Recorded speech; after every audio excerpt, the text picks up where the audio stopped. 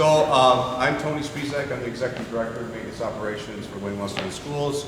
I have Justin Monnet. Justin is the lead technician for equipment repair and all sorts of other things, lots of security and all the things that we're going to talk about today. Carl Vanderzee, who's CVD, he's one of our consultants that helps with the bond issue on technology and security. And then Matt Terrio with CVD, he works with Carl. He's new to our organization this past year. And his girlfriend's a teacher at Adams, so we'd like to throw that in there. So I'm going to actually turn it over to Carl, and Carl's going to go through what a typical classroom looks like. Obviously, we are not in a typical classroom, we're in a shop, so there are some things in here that you don't have, that you have in your classroom that are not in the shop. For instance, a clock. With the bond, we only did clocks in the corridors in the office. With the COPS grant, we did clocks in the classrooms in all the schools, with the exception of this one. We are actually coming back at the tail end of the technology to put clocks in all the shops, but there is not one in here, but Carl has it in his PowerPoint, so that'll help. And then audio enhancement's a little different in this particular space than it is in a classroom. There are 8 speakers here instead of 4. There are strobes because this is a shop, obviously, so it flashes when we go into alert here, so it's a little different than we have in your classrooms. But the PowerPoint's going to talk about a typical classroom. Is that good? Yep. All right. Perfect. Great. So again, like Tony said, we want to talk a little bit today for everybody about what all this new stuff in our classrooms does. Why did we get all this stuff? What is this strange stuff, and what is it supposed to be doing in our classrooms? There are a lot of capabilities that you have in your classrooms from this project that's really related to the safety and security system at Wayne Westland Schools. So and many of those features and many of those characteristics are not necessarily things that everybody remembers from when we first started, or it has paid a tremendous amount of attention to. So we're going to record this session and then post it on the website as well for others to be able to take a look at. About 2.5 years ago now, we began the installation process, as Tony mentioned, with initial safety and security systems upgrades in Wayne Westland Schools. And in that process, there were several pieces of the puzzle that were are provided in every building. So we've gotten through all of the buildings with some of the equipment today, and we're finishing up. We expected it to be about a 3-year project. We're right on target to finish up right around the end of the calendar year or early in this next calendar year. So that'll be almost exactly the 3 years for us to be able to finish up. So during the pandemic and everything else, we've been able to get the parts and pieces, get the labor, and get most of your classrooms up and going. So what is this new system anyway? Well, first of all, it's not really, honestly, one system. We call it the Emergency Alert System at Wayne Westland Schools. But really what it was is through the bond project, we were upgrading the phone system. We were upgrading the public address and intercom system. We were upgrading the clock system. We were upgrading the access control system. We were upgrading the video monitoring system, the cameras that watch our buildings. And we were adding a new mass notification system.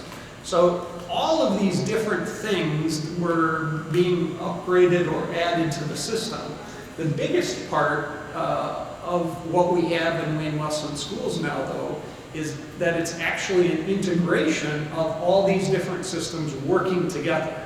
And so it's kind of cool, the safety and security features that exist in your classrooms and in your buildings today that many schools across Michigan don't have and would love to have. So just kind of take you through a whirlwind tour of some of those things. First of all, what does your phone tell emergency responders is the first question. So every classroom has a telephone. We have telephones in all the buildings in conference rooms. We have telephones in the office areas. We have telephones in common areas.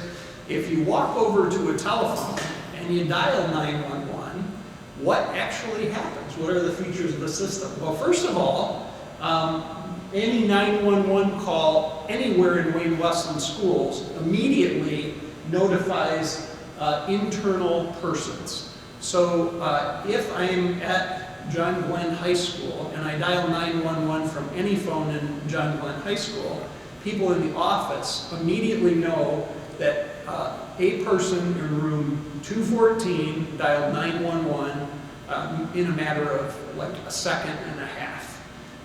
That also is relayed to people in operations. That's also relayed to people in the safety and security office and at admin. So any 911 call, people internally that can respond right away know immediately that you've reached out and called 911 from any telephone in the system. There's also 911 locator records that are associated with that are transmitted to the 911 dispatch center. So what's great about that is they know that John Glenn High School room 214 is where this call is coming from. It's not a mystery, or it's not just a street address that I'm going to go to John Glenn High School.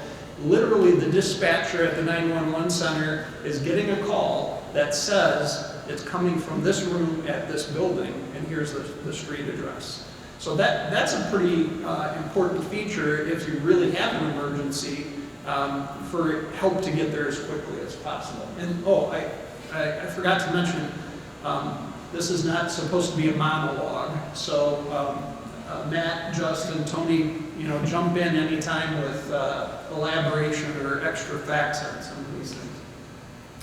The other piece of the puzzle here is many people don't realize all the benefits of using a landline in your classroom. Why did we put these phones in? Some people are like, well, I have a cell phone.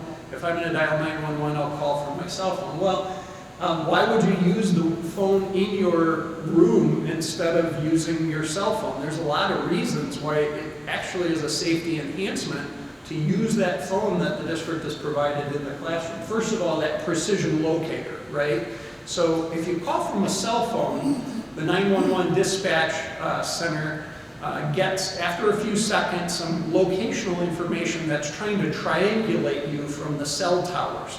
Well, cell towers can be miles away, and it's triangulating and saying, okay, you're somewhere near this location, and they're accurate to within maybe 100 feet or a few hundred feet to be able to say this is about where that person is.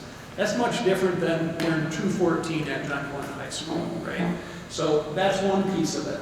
Callback records are another piece of it. Our phone system here at Wayne Westland Schools actually provides the dispatch center with a callback number. So if there were a disconnection in the process of an emergency call, the dispatcher can get back in touch with you or get back in touch with the front office in your building. And the front office already knows that you called 911 within a second and a half of your making that call. So again, it ties that all together for an emergency response. And the second thing, or the third thing I should say, is that the tower congestion on a cell phone in the event of a really terrible circumstance where we had something bad happening in a big building, we don't have 1,000 or 1,500 people all trying to use their cell phones and the cell phone tower becoming congested with all of those calls trying to happen. All of the calls that are going to come out of our phone system that's here in the district can go out and be connected. And that's much different than the number of telephone calls that we're going to be able to get through the cell coverage. Last thing here is, want to just tell everybody, don't move telephones. So if you can imagine, if you pick up a telephone and you dial 911 in the event of an emergency, and all that information is there, and all that information is there for your safety, and for an emergency responder to do as quick a job as possible in helping out. If we start moving our phones around, guess what happens? The wrong information is going to be transmitted to those dispatch centers or even to the front office. So it's very important that telephones stay in the room that they're intended for and they're programmed for. Now, our IT department has tried to put some roadblocks in place where it's, if you move a telephone from one room to another, it may not work properly. And that would hopefully prevent folks from just moving them around willy-nilly and really messing things up from an emergency response standpoint. But just something for all of us to know, it's definitely in our best interest from a safety standpoint to not move telephones without talking to So I've somebody. just moved classrooms over to Wayne Memorial, and I'm in 202 with my phone. If I call somebody, it says 239, so I should talk to tech. Yeah, definitely. And that's a really good point, Larry, because one of the things that we know is during the pandemic, when people were home and teaching from home and we were all virtual, IT made some changes in those databases to facilitate people being at home and using telephones to be able to connect to parents and students and everything else. They're in the process still of finding some of those things that were done on the fly to facilitate student instruction and getting them fixed or corrected. I know that they feel they've got most of them done, but there are some, so yeah, please, if you know that it's showing the wrong thing, please let the tech team know or put it in as a ticket. And if you are in a classroom where you have people in a classroom whose phone is associated with a username and not a building location, that's another thing we'll want to correct. So to Carl's point earlier, if you need emergency services and your phone says Justin Monnet, but that phone's not in the right location in that building, you can kind of compound that problem in the case somebody's got to respond to that. So you can still personalize a voicemail box without the actual physical phone showing your personalized name. It can still remain as the classroom location at that point. And to Carl's point, we're trying to move all that information kind of back in that realm so that unless you're a specific like office staff member or something in the building where it makes sense for you to have a username associated with your phone, all of the locations in the building, the phones should reflect where they reside. That's kind of where we're headed with the whole thing. Okay, great question. Any others on that piece of it? I do want to talk about the notification piece, just so you know, when you do dial 911, Carl said that we get a notification that came from your classroom.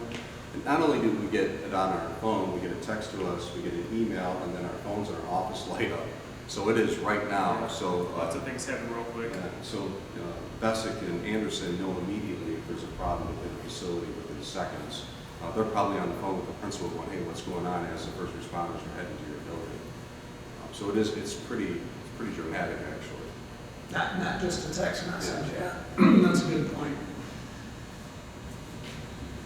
What else does a phone do? So the phone, that silly little black box on the desk over in the corner actually has a lot of safety and security features that are important. Another thing that it does is it notifies you of threat level changes in the building. So what happens is if a building were put... Yes. Say safety alert status. Safety alert status? I don't think they'll understand what that reference Okay. means. If there's an emergency alert going on in the building, the phone display will display that at the time. Yep. So we'll talk about what those different emergency alerts or threat levels are in just a bit, but the phone display will actually tell you, it'll chirp at you and tell you if there's an emergency alert that's taking place in your building. So again, Taft Elementary, if the building is put into soft lockdown, for instance, or lockdown, or a severe weather alert, tornadoes coming through, any of those conditions, the telephone will chirp at you and display on the telephone what that condition is for your notification.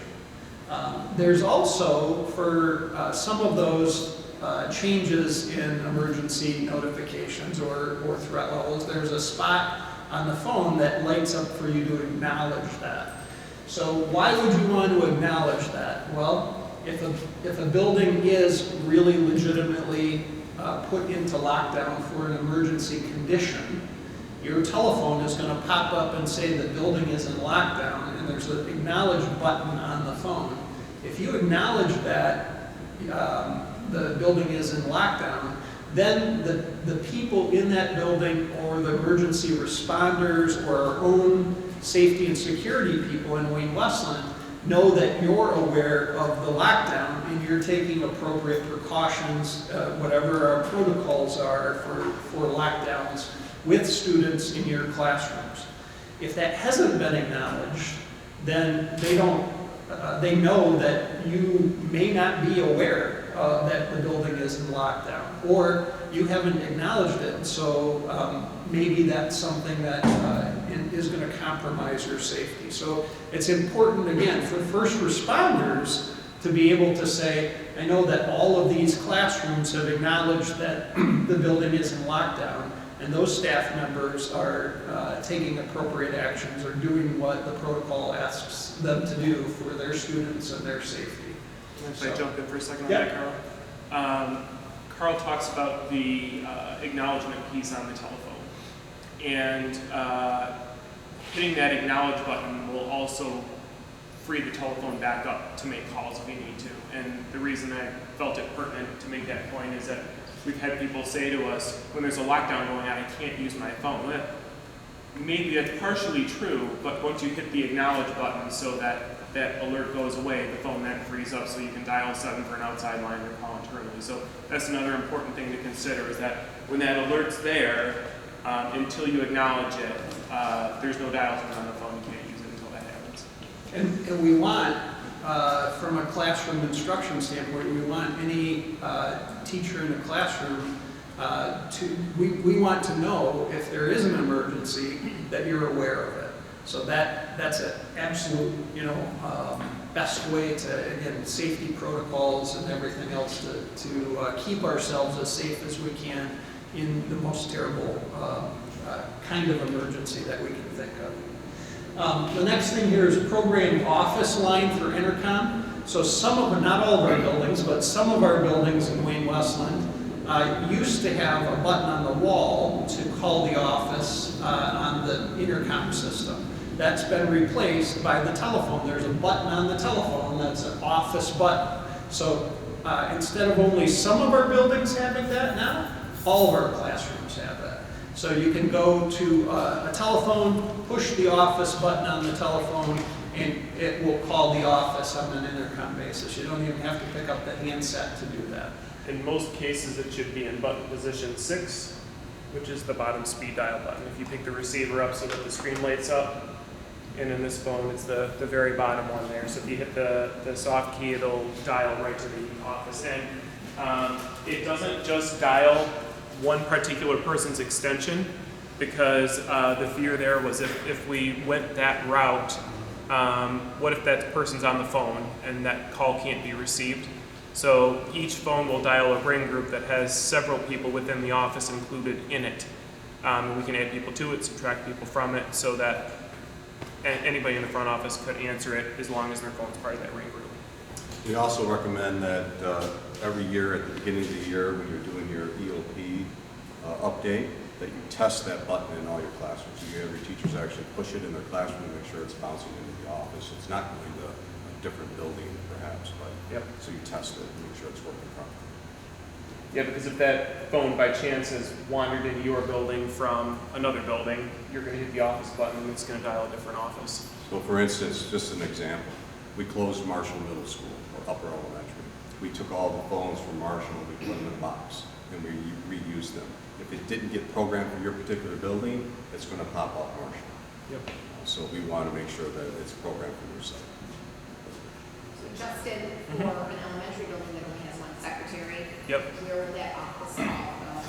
So it goes to a ring group that, in your building's case, Chris is a part of that ring group. I could look to tell you if anybody else was part of it, but we could include as many or as few members in that ring group as you wanted. So, Just Jolene, Chris and Jolene. Just Jolene. Yeah. Okay. so if you wouldn't mind, send me an email so that I don't forget about that. But really, in any one of those scenarios, we can add as many people to that receivership or as few as you guys want. It's your call.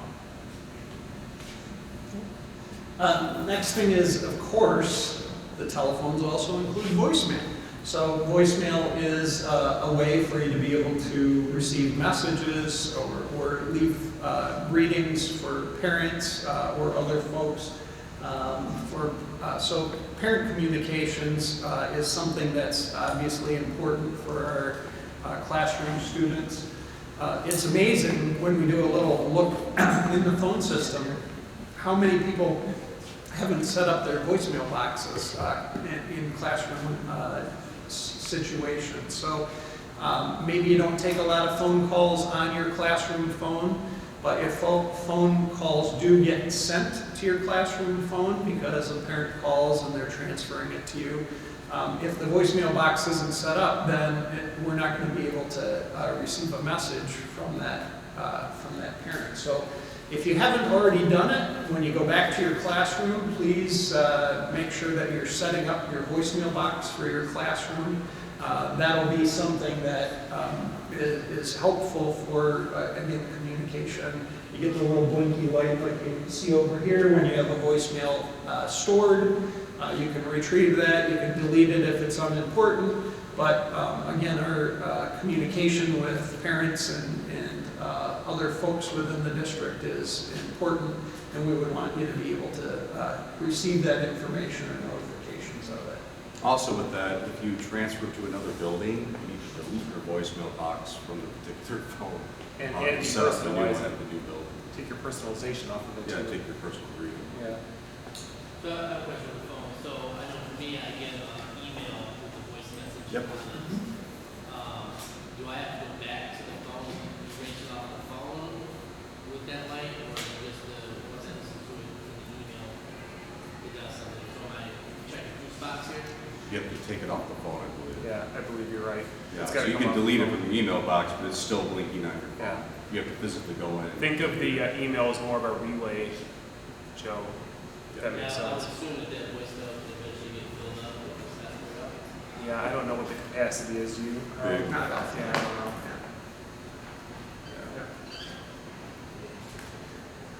know. Last thing is, of course, the telephones can receive and place calls. Yeah, that's true. All these fancy things we're talking about, but you can also receive a call and place a call on the telephone, so that's exciting too. You should push out my phone. Yeah, there are, Tony just mentioned, there's a function called MyClab, but what that function allows you to do is use your cell phone to be able to make calls and to receive calls on your cell phone from that classroom telephone. So you don't have to give out your personal cell phone number. It looks like you're calling from the classroom, and that cell phone is just really a copy of or a remote version of the desk phone at that point. So getting phone messages, placing calls, receiving calls, it's just an app that goes on your cell phone and would give you the capability of, again, keeping your cell phone number private and not necessarily folks seeing it or knowing that number. So something to be aware of. We have licenses to be able to provide those for all the classroom instructors if they would like. How do we obtain that? Technology. Yeah, I would say helped us. We never really pushed it out. During COVID, we purchased a license for it, so because we were teaching from home. Originally, it was set up just for admin, and then we increased it so we had everybody covered. Like Justin has it on his phone. We get crazy phantom calls at 4 a.m., so we're still trying to work the bugs out. But I would say contact help desk if you're interested in it, and they can push out the app and then set it up. So I have a question on that. So when it comes through your phone, is it acknowledging whether it's from the school or personal, so you can? Yeah. It comes through an app, so it pops up MyClap. And it looks like your office phone ringing on your cell phone. And then you can call from your cell phone using your office line, so whoever you call, so you call a parent after hours. I'm not saying the teaching staff have to do that, but if the principal may call a parent after hours, they're not getting, as Carl mentioned, your cell phone number. They're getting your whatever your extension is at your office. But on your smartphone display, you can tell it's my collab or it's that app that's making it and receiving the calls, not your cell phone itself. So it's a little different screen than just your native cell phone would be. Yeah. Okay. Classroom microphone. So I have this little classroom microphone on. All of our classrooms got microphones, and this is another safety and security feature in our classrooms at Wayne Westland that is really important, guys.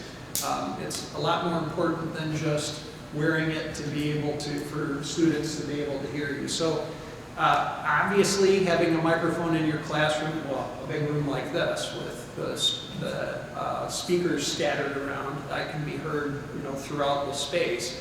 But the studies have shown that students in the back of the room have a different audio level versus students in the front of the room. And they may not hear everything as well in the back of the room as they do in the front of the room. So there's a whole bunch of published studies that champion and prove the value of having a consistent audio level through our classroom as opposed to just projecting our voice. So don't take it from me. It's been studied. There are multiple reports on it. It is something you can look up, and it is a value for your students for you to wear that microphone so that they have the consistent audio level across the room for everybody. Your voice is lowered. That's another one of those characteristics or features. We don't sound like we're, and beside our vocal cords ourselves, we don't sound like we're hollering or we're not yelling at students. We can just talk in a normal conversational voice and have that amplified again across the room so it sounds normal and conversational for everyone in the space. So again, you may not see that as a big deal, but again, there are many pieces of research and there are documents that you can just do a search and look on the web. It does make statistically a difference for students and for student learning. A couple of other things. So there is an emergency feature on your microphones. If I push, there's buttons on both sides of the microphone. If I squeeze this microphone right now, pushing together the buttons on both sides, it will send an emergency alert to the front office. So I don't have to go to my phone and dial 911. I don't have to go to my phone and push the office button. I can be anywhere in my room, squeeze this microphone, and immediately in the office, the public address console, the PA/intercom console that they have up front with a big screen starts going nuts. And it tells you that the person in room 114 just declared there's an emergency and I need help. Once that happens, of course, the front office has protocols for being able to respond to that and to get help for that teacher. There's also an additional feature of that so that every 30 seconds, there's a map on a screen in that front office. Every 30 seconds, the system will reposition the dot. So if you start running down the hallway in the event of an emergency, or you go to another space in the building, in 30 seconds, at 30-second increments, the system will show the people in the office where you are. So it's not just, come help me. It's come help me, and if you are being carted off or there's some other kind of a problem, it's a real safety and security feature to have that microphone on, charged, and working. Yeah. So microphone would like to test it out to make sure that they're all working and that we know how to use it and respond to it. Yep. What do we need to do to test that out? Just communicate with BESIC. Yep. There's a handful of people on the list that'll get alerts when that happens. If they know you're going to do it, they won't respond. And I feel like it's important to just add a little bit more to Carl's bit about how that microphone location is positioned within the building. It's not so much like a GPS beacon of where that individual is located, so much as it's which classroom box that microphone can ping closest to, if that makes sense. So I don't know what the proximity is that audio enhancement uses and how those judgment calls are made, but what that map will show you is which classroom that microphone is closest to when that alert is triggered. So it's not going to tell you, you know, somebody's in the men's room in the main hall, but it's going to tell you that that microphone is closest to the classroom next door to the men's room in the main hall, if that makes sense. I know we haven't been trained yet as a classroom teacher. If you, like, let's say there is an emergency tomorrow and I click it, have all office staff been trained for this? To know how to, like, what that maybe blinking light or whatever. So there's no mistaking what goes on in the main office when that happens. Okay. It sounds like a tornado siren, Okay. and I think Kelly and Joe have Okay. probably seen it before. It's kind of intense if you don't know what's going on. Okay. I'll tell you that when we launched that equipment at every building, the integrators at the time did run through some training with building administration and whatever teachers they could round up at the time. Now, that said, keep in mind that a lot of these buildings were cut over during that whole COVID deal where we were in, we were out, we were, you know, in person, we were remote, things of that nature. So if any of the buildings, and you know, if people haven't heard this or I haven't communicated, but if anybody feels like they need a refresher, I'm always happy to do that. But there's some really nice tutorials online that will walk you right through it, and then, you know, we can also do a test scenario right there on site if anybody wants to see it. Yep. Yep. I could be wrong, but I think we get a text too, we had one of ours go off. The only way you're going to get I a thought something came to my phone, let me know that room number, there was an emergency. So you're only going to get a text message from audio enhancement if you have an email relay set up for text message. We only email alerts on audio enhancement. You would get a text alert from the other emergency alerting that Carl was talking about earlier for lockdown, soft lockdown, severe weather, things of that nature. That'll email and text. Well, perhaps you got an email. Yes. How far away can those microphones work from the building? I'm thinking about if I'm at recess and a kid is running away or I have to go after them, would it check where I'm at? Yeah. So It's there's a range from these boxes, so every classroom has a box like that. And there is a range from that box. I'm going to say it's, you know, it's not a perfect science because it uses radio waves. It has to go through the walls and, you know, everything else. But it's probably around 100 feet-ish. So I could be probably outside this door in the parking lot, not very far outside that wall, and probably still would work fine. If I were all the way over, you know, to the next garage across the parking lot, it's unlikely it's going to pick me up. But if you're in an elementary, I would test it. Go outside in the playground and see how far you Yeah. can step. Yeah. Get a feel for how it works. 'Cause if you're going to wear it outside, it's coordinate it with your building administrator. Yeah, coordinate and then it. test it. very, very good. Don't just test it willy-nilly. Your building administrator Yeah. might not like that. I don't know. Everybody comes around. So the biggest issue with audio enhancement microphones is them being charged Or not being or charged. not being charged. And I will say elementary staff, fantastic. They use them, they charge them, they're real good about it. Secondary, like to put them in their drawer and forget about them. Like we couldn't find the one in this particular classroom today. Or the three others in the proximity But of we this room. found the charger Yeah. still coiled up and ready to be used. But I will tell you, I was over at John Glenn High School. The teacher did not use the audio enhancement. He was a very large man with a very deep voice, but he had it plugged in at his teacher station. The wire mold that comes down the wall, that's 4,000 wire mold, it's metal. He had bought a little magnet with a hook on it. He had this lanyard hanging on it, plugged into the charger, plugged into the power, and if he needed it, he just could push the buttons on it. So I would recommend, if you have it in your classroom, don't put it in your desk drawer. Hang it up on near your teaching station where you can get to it and have access to it. A sub can see it. It's out, it's visible. And then we've been going around, the custodial staff's been going around and labeling them. They're specific for your classroom, so they're putting your room number on it. And then at the end of the year, same thing, they have to be probably collected and they have to be charged. Last year in the elementaries that were under construction, we took them all down to the media center and left them plugged in. Because if they die, they're no good to anybody, so you got to. Yeah, once they go totally dead, they won't charge back up. So make sure to charge.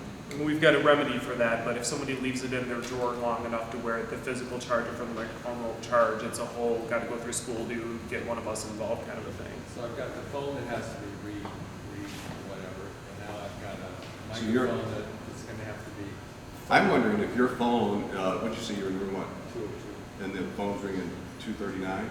I'm wondering if your phone's in 239, if they got swapped somehow. Oh, With the that would be too easy. Yeah. I'm just, I could see that because it truly, if you plug it in, it came from that room.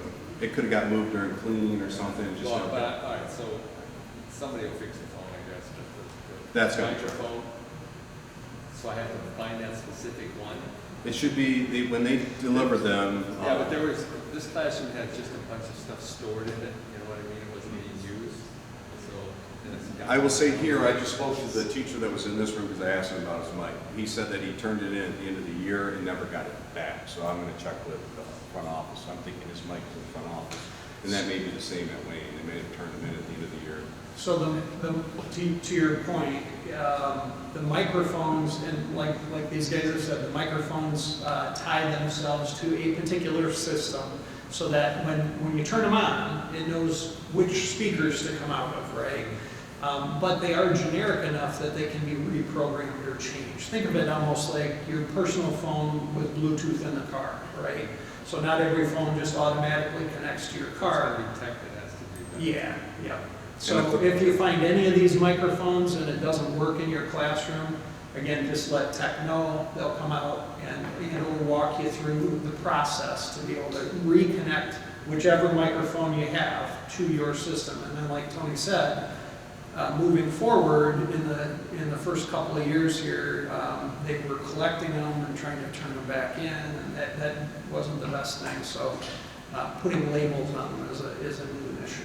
So, but again, it's a great safety and security function if you guys know what it's capable of doing and how it protects you and potentially you and your students and people in your building. It's something that seems silly to not take advantage of. So. You want to talk about the line-in function and how the new smart boards will interact with that, Carl? Oh, You want go me to ahead. talk about it? Okay. As I would assume most of you are aware at this point, there are new smart boards coming to every single classroom through the district. Some of you have seen them already, some of you haven't. It's all in the works. We'll have two different versions of that technology. One is a wall-mounted version. The other is a cart-mounted version, kind of similar to what you have here. The wall-mounted version will have a cable that runs right from the board over to the audio enhancement unit, so that in theory, when you turn the board on, audio's there, ready to go, right through the overhead speakers. There's an extra layer to that when you start thinking about the cart-mounted setups. In an effort to keep the cables running across the floor to a minimum, really only one for power. We opted to use the handheld version of what Carl's wearing right now as just an audio transfer device. So instead of that cord running over to the wall in the box, it plugs into a microphone that lives on the cart and just passes the audio over to the box on the wall, which is really cool. Sound quality is great. The one issue we run into is that those who aren't using those cart-mounted smartboards every day seem to occasionally unplug those carts, reel up the cord, they push the cart into the corner, the mic ends up on until the battery runs completely dead. So similar to what we were saying earlier about the mic Carl has on, that mic also, if it runs down completely, won't come back on once that battery is totally dead. So we've just been asking people to flip off the power on the microphone if they're going to unplug their cart and put it in the corner. And once you take a look at those cart-mounted units, the microphone hangs right on the back of the monitor. It's really easy to see. There are some cables that kind of run to it and follow this like a standard mic. Something that is similar to those handheld mics that are cart-mounted, that this microphone Carl's wearing also has, is a line-in feature. So I've had people ask, well, you know, how how can I plug in like my Chromebook to play music for the kids, or if I want to, you know, plug in my phone or whatever. There's a little 1/8" headphone jack right on the side of the microphone that you can use just a standard aux cable to plug into. And then there's a selector button on the mic that will allow you to choose either mic or line in and adjust the volume to it once it's you know, connected and you're interacting with whatever it is you're using. Did you still have a question? Yeah, I didn't want to interrupt, I'm sorry. I appreciate that. I'm science, and we got our, the movable, Yep. smartboards, they're amazing, we love them. And Chris came and showed us how to, I know a few of ours at Wayne, when they were installing them, didn't connect.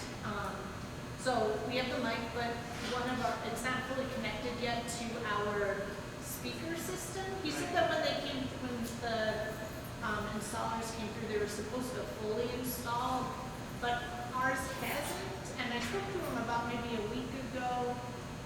And so is there somebody I should contact? Yeah, send me an email, please, Monit J. Okay, Yep, thank and you. I'll follow up on it for you. Thank you. Yep. Any other questions?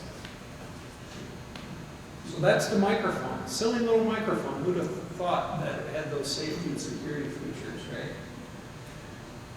Clock, we don't have a clock shown there's not a clock in this room, but all of our classrooms have clocks thanks to a Michigan State Police grant that Tony Spizak and the team went after for the district. So we have the clocks that you see in the corridors, district-wide, they're all the same. We now have those in all of our classrooms, district-wide as well. And the clock and the public address system actually work together to inform everyone of an emergency condition or a threat level change, as we call it, in a building. And the four different ones are a lockdown, a full system lockdown. And I'll show you a little video of what that looks like if you haven't already seen it in your buildings. Many of you probably have, because we've been, I think, for the last year, running drills. Soft lockdown, which is a different threat level or a different condition. Severe weather. And then there's all clear function. That means life can resume to normal. There's also a system test that some of you may have seen. We can put the system into test and it flashes some things on the display as well. And those clocks also can display the time. So I can show you here what the lockdown looks like in this clock. Get this turned around here. Uh-oh.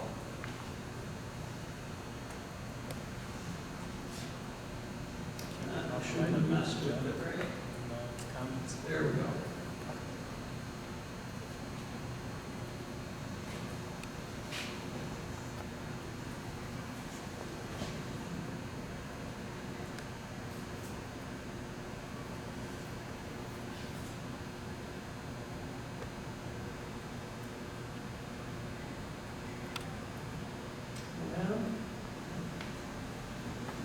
We're on the edge of our seats here, Carl. Yeah, it worked, and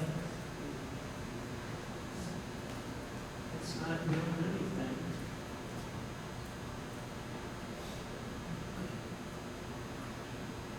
Is it one of those start on slide commands to use? I don't know. Oh, Yeah, we go. there it is. That's exactly what it is. Thank you.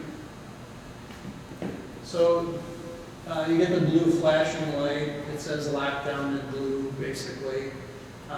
That tells you the building's in lockdown. The public address system will also be blaring that the building is in lockdown. Take necessary precautions and actions. So that is what the lockdown looks like. The soft lockdown is slightly different. That's going to give you a kind of an orange or reddish flashing lamp, and tells you the building is in soft lockdown. It repeats on the public address system that the building is in soft lockdown several times. I think it's 3 times. and then it stops sending the audio message. The clocks will remain if the building stays in soft lockdown. The clocks will remain flashing and letting people know that are in the corridors and in your classroom, so that you're aware that the building is still in a soft lockdown, but it is not a full lockdown condition. So times that may be used is if there's not an urgent threat in the building, there's not an immediate threat in the building, but there's something going on outdoors. Maybe there's a bank that's being robbed a block away or something.